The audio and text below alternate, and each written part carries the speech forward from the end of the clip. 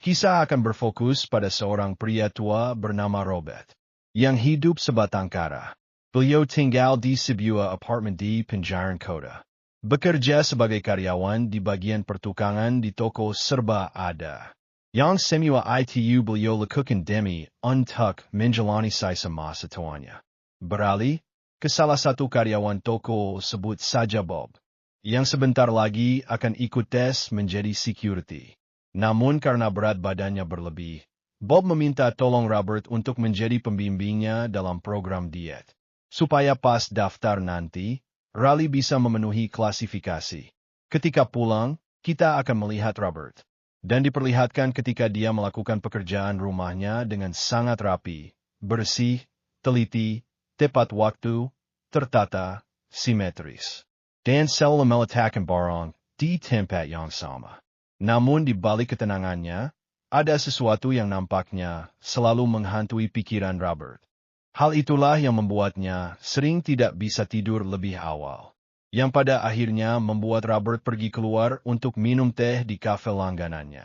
Disitulah kita akan diperkenalkan pada seorang gadis muda bernama Terry, yang merupakan, mohon maaf, seseorang yang berprofesi sebagai seorang wanita penghibur, yang biasa menunggu pelanggannya di tempat ini.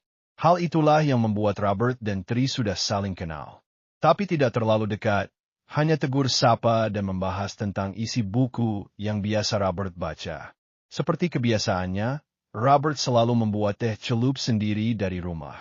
Sehingga secara teknis, Robert datang ke kafe ini hanya untuk membeli air panas dan sewa gelas serta kursi.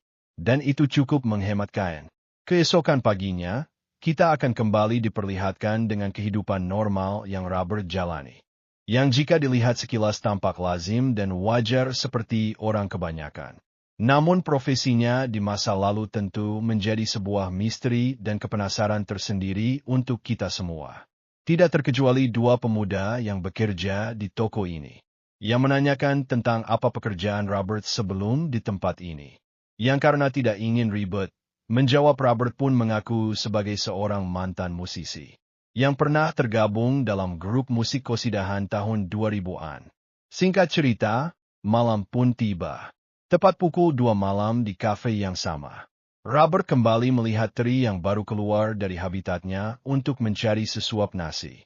Di bawah terangnya rembulan, Robert sempat mengobrol sebentar dengan Terry, masih membahas tentang isi buku yang Robert baca, yang isinya tentang seorang nelayan yang menangkap ikan di laut. Yang dari sekian pertemuan dan perbincangan, Robert jelas sudah bisa melihat dan menebak jika Terry sangat amat terpaksa melakukan pekerjaan seperti ini, di mana obrolan mereka tiba-tiba terhenti saat ada seseorang bernama Slavi meneleponnya, memaksanya untuk segera keluar ikut dengan pelanggannya yang kemarin sempat menolak. Pelanggan ini karena ringan tangan dan mainnya kasar. Terry tidak punya pilihan lain ketika Slavi dengan tegas mengancam akan mengeluarkan dia dari pekerjaan. Keesokan paginya kita akan diperlihatkan kegiatan Robert selain bekerja di toko, yakni melatih Bob dalam program dietnya agar bisa menurunkan berat badannya untuk ikut tes menjadi security. Tepat pukul 2 malam di kafe yang sama, Robert melihat wajah Terry seperti ada lebam dan seperti habis mendapat kekerasan. Yang seberapa besar pun Robert peduli terhadap Terry, Robert tidak punya hak untuk ikut campur dalam urusannya. Tepat saat kafe sudah mau tutup dan pelanggan hanya ada mereka berdua saja, Terry yang sedang butuh seseorang untuk mengobrol pun memberanikan diri untuk duduk di meja Robert. Berkenalan satu sama lain dengan Terry yang memperkenalkan nama panggungnya yaitu Alina. Terry menceritakan tentang cita-cita terpendamnya yang ingin menjadi seorang musisi, penyanyi, bahkan sudah melakukan rekaman, yang disimpannya dalam sebuah CD yang diberikan kepada Robert untuk hanya sekedar hadiah pertemanan. Obrolan mereka berdua pun berlanjut sampai di jalanan menuju arah pulang, di mana saat akan berpamitan tiba-tiba muncullah sebuah mobil yang ternyata adalah seorang pria bernama Slavi yang sempat menelepon Terry kemarin malam. Yang karena dari tadi Terry terus menutup teleponnya, Slavi dengan teganya menampar wajah Terry dengan cukup keras. Yang hal itu sempat membuat Robert akan bertindak, tetapi lagi-lagi karena dia tidak punya hak untuk ikut campur urusan orang lain, Robert terpaksa memilih untuk diam. Dan justru malah diberikan kartu nama Slavi. Barangkali Robert butuh hiburan alias wanita yang bisa menghiburnya. Keesokan malamnya masih di kafe yang sama, berjam-jam Robert ngeteh. Terry tumben sekali tidak muncul seperti biasanya, dan alangkah terkejutnya Robert saat mendapat kabar dari penjaga toko bahwasanya Terry dikabarkan sedang dirawat di ruang ijo akibat tindak kekerasan yang dialaminya. Dan betapa sakitnya hati Robert dan kita semua saat melihat kondisi Terry. Yang terlepas dari pekerjaannya, Terry hanyalah seorang gadis muda yang mencari sesuap nasi untuk bertahan hidup. Kini hanya bisa terbaring di ranjang rumah sakit dengan kondisi wajah dan tubuhnya yang benar-benar babak belur habis-habisan. Bahkan ketika Terry meneteskan air mata, hal itu semakin membuat darah Robert mendidih dan mengutuk tindakan yang dilakukan oleh si pelaku. Dia bernama Mandy, sahabat dekat Terry sesama satu profesi. Di mana Robert yang penasaran dengan pelaku pun mulai mencari tahu informasi terkait ruang lingkup profesi mereka. Yang setelah mendengar pengakuan dari Terry yang mengatakan bahwa Slavi sering memperlakukan anak-anaknya secara tidak manusiawi. Disitulah amarah Robert semakin meronta-ronta. Tapi kembali lagi dia tidak punya hak untuk ikut mencampuri sesuatu yang bukan urusannya. Sejak malam itu, Robert pun sering melamun memikirkan tentang penderitaan yang dialami oleh Terry dan sesama teman-teman profesinya. Siapa-siapa yang akan menolong mereka? Adakah orang yang akan peduli terhadap apa yang mereka alami? Siapakah yang akan menghentikan kezaliman seperti itu? Polisi? Pemerintah? PBB? Aktivis HM, tukang pijat keliling, mas-mas tukang servis HP, siapa yang mampu untuk bertindak? Entahlah, Robert seketika teringat dengan kata-kata dari sahabat, yakni Ali bin Abi Thalib, yaitu kezaliman akan terus ada bukan karena banyaknya orang-orang jahat, tapi karena diamnya orang-orang baik. Suatu malam di restoran Prancis, Slavi terlihat baru tiba dengan mobil sportnya. Langsung naik ke atas menuju kantor pribadinya, alias markas utama mafia Rusia cabang di Amerika Serikat. Tak lama setelah dia menyapa anak buah dan duduk di atas singgasananya, muncullah seseorang yang sangat tidak diduga-duga kedatangannya. Dan ya, Robert, seorang pria tua karyawan toko biasa, dengan begitu beraninya masuk ke dalam ruangan yang dipenuhi oleh manusia-manusia berbahaya, yang kejam dan tak bermoral. Di mana Robert dengan begitu santainya mengembalikan kartu nama Slavi, sekaligus menawarkan sejumlah uang untuk membeli kebebasan salah satu anak buahnya, yakni Alina, alias Tri.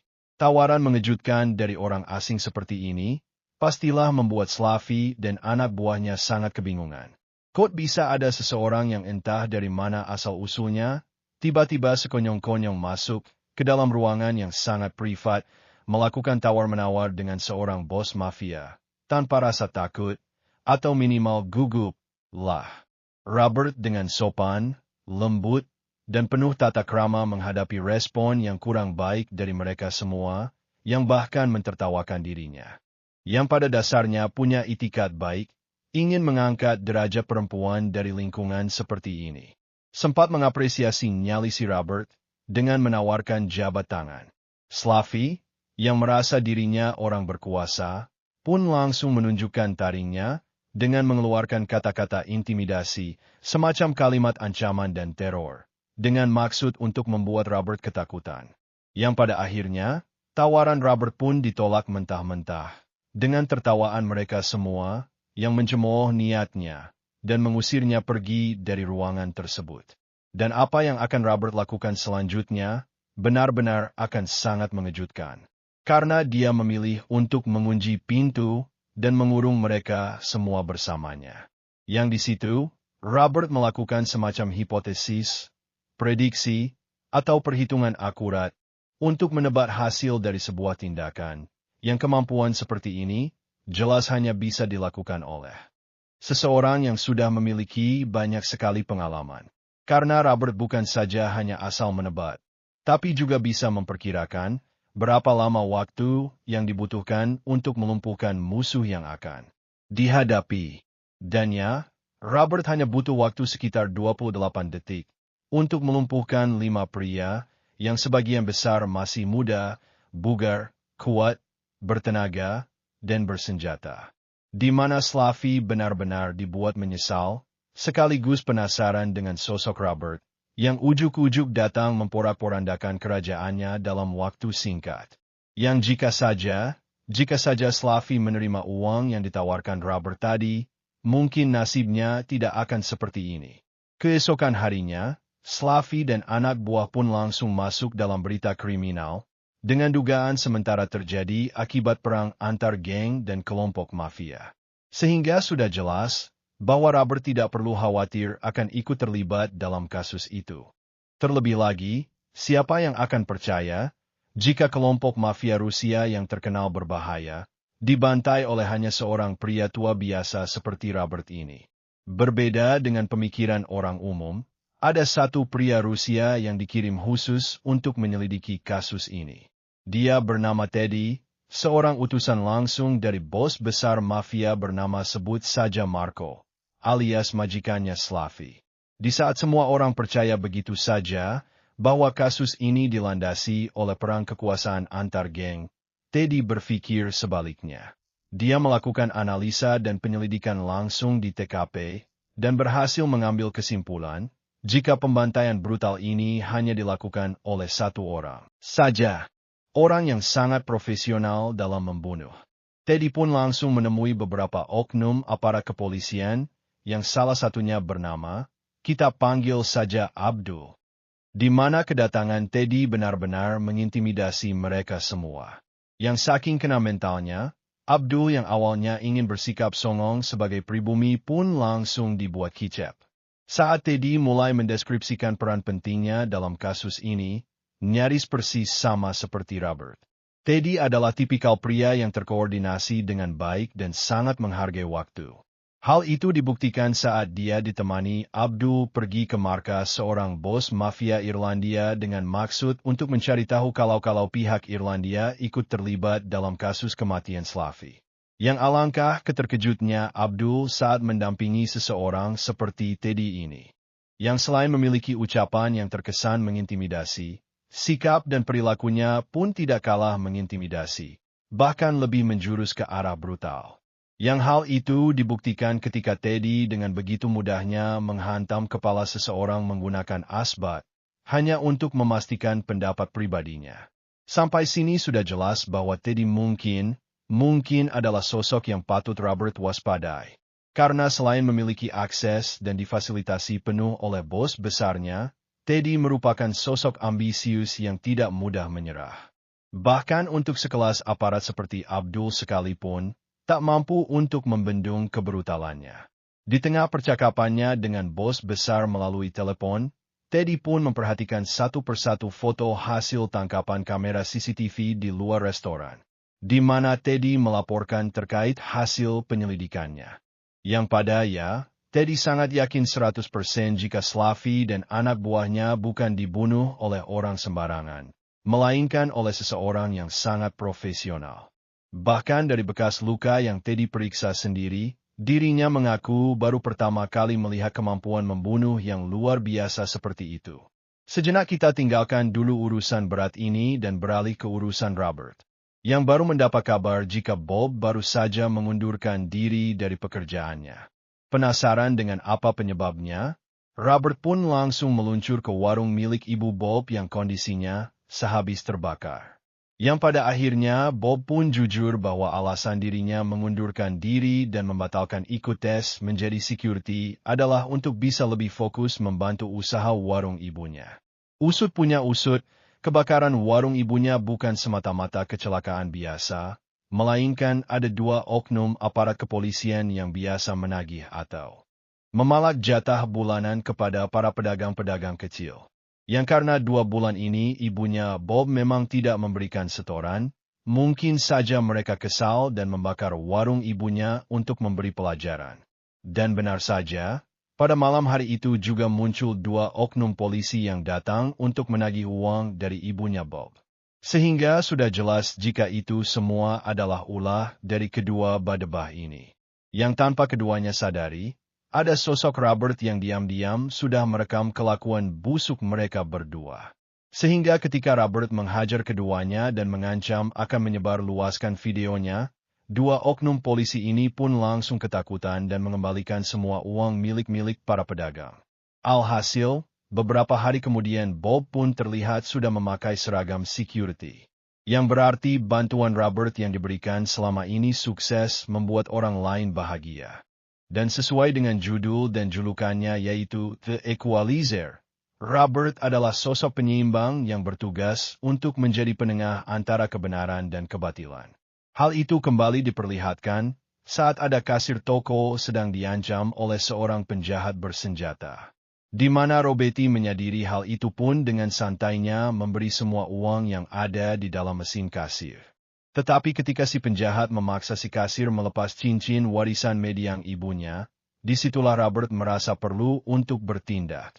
Dengan kembali melakukan hipotesis prediksi, tetapi karena situasi dan kondisinya tidak memadai, Robert memilih untuk menunda aksinya dengan membiarkan si penjahat pergi begitu saja dengan plat nomor mobilnya yang sudah berhasil didapat. Tidak diceritakan bagaimana Robert menghabisi penjahat tersebut. Tapi esok paginya, dia terlihat meletakkan palu yang kemarin dia ambil, dengan bercak darah yang tentu saja adalah darah milik si penjahat. Tidak bisa dibayangkan bagaimana brutalnya Robert memberikan si penjahat pelajaran. Tapi yang pasti, si kasir bisa kembali tersenyum setelah cincin warisan ibunya sudah kembali tersimpan di dalam mesin kasir. Selesai dengan urusan kroco-kroco, kini saatnya kita kembali ke urusan Teddy, yang sudah menemui semua orang yang berhubungan dengan Slavi. Di mana penyelidikan Teddy akhirnya berakhir pada salah satu anak jualan Slavi, yang tidak lain adalah Mandy, sahabat yang sempat Robert temui waktu di rumah sakit. Alhasil makin mengerucutlah penyelidikan kasus ini, sehingga Teddy pun menginterogasi Mandy secara lebih persuasif. Yang ketika Teddy sudah berhasil mendapatkan ciri-ciri pria yang dicarinya, yang dalam hal ini adalah Robert. Teddy, yang pada dasarnya seorang pembunuh berdarah dingin, pun dengan teganya mencekik Mandy dari belakang hingga dia tewas kehabisan nafas. Dari hasil foto terbaru kamera CCTV dan ciri-ciri yang Mandy disebutkan tadi, Teddy akhirnya berhasil selangkah lebih dekat kepada Robert. Yang dengan bantuan para oknum aparat kepolisian di kota ini, Teddy berhasil mendapatkan alamat tempat tinggal Robert dan segera meluncur ke sana untuk menemuinya secara langsung. Dan inilah momen yang paling ditunggu-tunggu, pertemuan pertama kali antara dua sosok yang sama-sama cerdas dan brutal. Di mana terjadi sebuah percakapan menarik yang pada intinya mereka berdua saling beradu argumen. Dengan Teddy yang mengaku sebagai aparat kepolisian dan Robert yang mengaku sebagai karyawan Toserba. Padahal keduanya punya insting yang sama-sama bisa melihat tatapan seorang profesional, namun memilih untuk menunda tindakan demi untuk mencari waktu yang tepat. Dan betapa cerdasnya kedua karakter ini, ketika Robert langsung pergi ke apotek untuk membeli obat mabuk perjalanan. Entah untuk apa tujuannya. Sementara Teddy di kantornya, dia sudah yakin betul 100% jika Robertlah pelaku pembantaian Slavi. Teddy sengaja tidak buru-buru mengambil tindakan karena dirinya ingin mencari tahu dulu siapa atau asal-usul Robert ini. Bekerja pada siapa, di mana, dan bagaimana Robert bisa punya kemampuan membunuh seperti itu. Teddy nampaknya mulai tertantang, merasa tersaingi, ada perlawanan, dan berambisi untuk bisa mengetahui siapa Robert sebenarnya. Singkat cerita, di kafe yang sama, Robert terlihat sedang duduk sambil membaca buku. Tepat saat muncul seorang petugas PLN berbadan tinggi besar baru saja masuk. Yang dengan insting tajamnya, Robert sudah bisa langsung menebak jika tangan seorang petugas PLN tidak mungkin sebersih itu. Sehingga ia pun dengan cepat melakukan hipotesis prediksi untuk melumpuhkan orang suruhan Teddy ini. Dan ya, Robert dengan santainya berjalan keluar dari kafe, sambil mengambil foto Teddy yang masih berada di dalam mobil. Di mana pada titik ini, Teddy benar-benar seolah ditantang secara langsung, seakan diajak untuk melakukan permainan. Siapa yang lebih cerdik dan gerak cepat. Sehingga Teddy benar-benar semakin dibuat penasaran dengan siapakah sosok si Robert ini. Gagal menangkap Robert di luar, Teddy dan anak buah pun langsung meluncur ke tempat tinggalnya. Yang setibanya di sana, apartemen Robert sudah kosong dan hanya meninggalkan sebotol obat mabuk perjalanan udara, dengan maksud untuk membuat mereka percaya jika Robert sudah kabur jauh keluar kota. Padahal tanpa mereka semua sadari, Robert sudah menyewa apartemen baru tepat di seberang apartemen lamanya, dan mengamati pergerakan Teddy dan anak buahnya melalui kamera kecil yang disembunyikan di beberapa titik. Sadar jika Teddy adalah tipikal orang yang tidak akan pernah berhenti, Robert pun langsung pergi menemui sahabat dekatnya yang merupakan pasangan suami istri, yaitu Susan dan Brian. Mereka berdua adalah orang-orang yang bekerja di lembaga pemerintahan, sehingga sedikit demi sedikit akhirnya terungkaplah jika Robert dulunya mungkin adalah orang yang juga bekerja untuk pemerintah. Tidak dijelaskan secara spesifik profesi atau spesialisasinya. Yang jelas, Robert sudah pensiun dari pekerjaan lamanya dan mencoba untuk hidup normal seperti orang lain. Tanpa banyak basa-basi, Robert langsung mengungkapkan tujuannya datang. Kemungkinan adalah untuk meminta bantuan kepada Susan dan Barry untuk carikan informasi tentang si Teddy ini. Yang tak perlu menunggu waktu lama, Susan pun berhasil membawa seluruh berkas lengkap tentang kelompok mafia si Teddy ini. Bahkan wajah si Marco pun, sekalipun ada di dalam berkas tersebut. Termasuk wajah si Abdul, yang diketahui merupakan oknum aparat yang paling dekat dengan mereka semua. Pada akhirnya, Robert sekali lagi terpaksa harus menjadi seseorang yang sebenarnya tidak ia harapkan. Yang pada intinya, Robert ingin benar-benar menyelesaikan masalah ini sampai tuntas. Benar-benar tuntas sampai ke akarnya. Dan jika Anda berpikir Robert melakukan semua ini hanya untuk Dimitri seorang, Anda salah.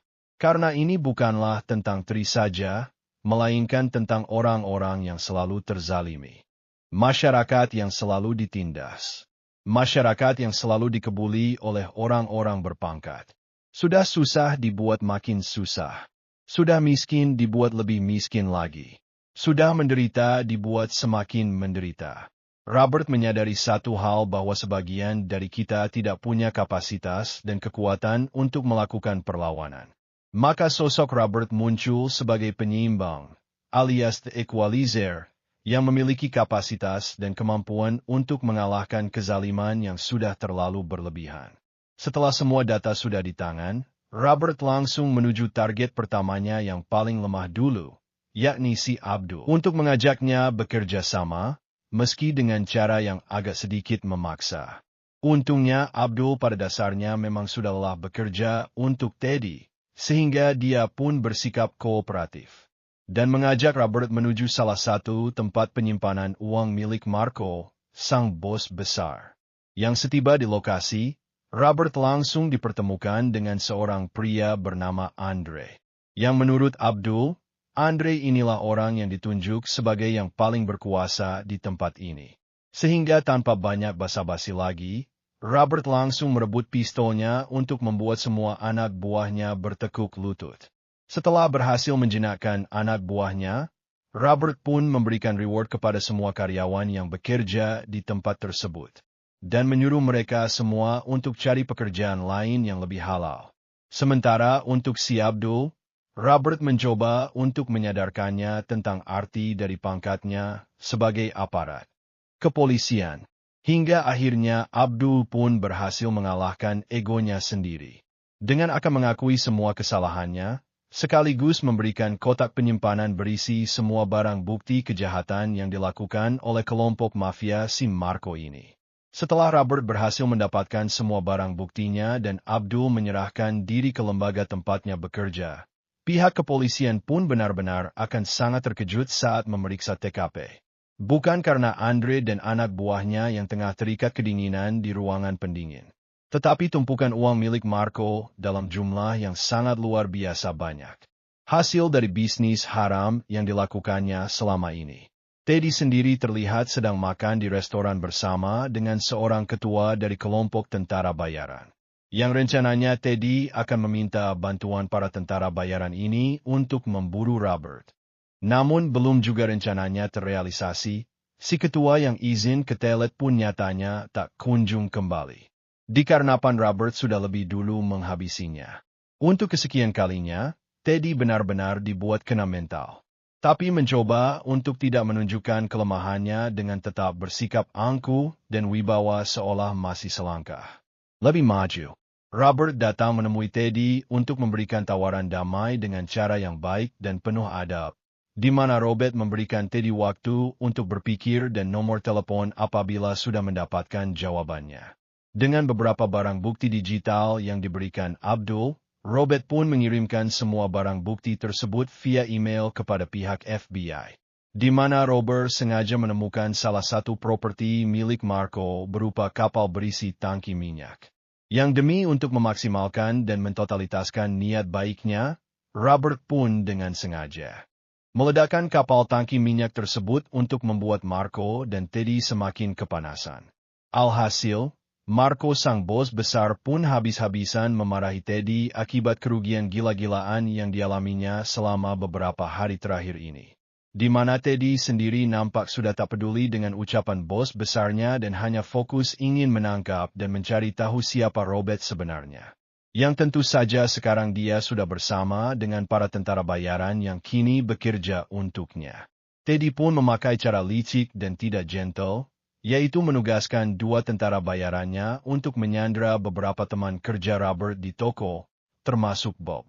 Mereka akan menunggu di lokasi tangki minyak untuk menyambut kedatangan Robert. Robert yang terpaksa pun harus menyerahkan dirinya sendiri. Alih-alih akan menghabisi Robert dari jauh dengan cara melacak nomor teleponnya, Teddy justru harus diperan untuk kesekian kalinya ketika Robert meletakkan ponselnya begitu saja. Sehingga Teddy yang kesal pun langsung menghubungi tentara bayarannya yang ada di toko untuk membunuh salah satu sandera. Dan ya, musik tiba-tiba menyala sendiri dan suara kerasnya cukup mengganggu kegiatan para tentara bayaran ini, sehingga Bob diminta untuk bangun dan menunjukkan di mana ruangan musik itu berasal. Tiba di ruangan yang dimaksud, satu tentara bayaran pun langsung dilumpuhkan dengan mudah oleh Robert. Lantas ia pun menghubungi satu tentara bayaran lagi untuk keluar dengan cara menggunakan Bob sebagai umpan.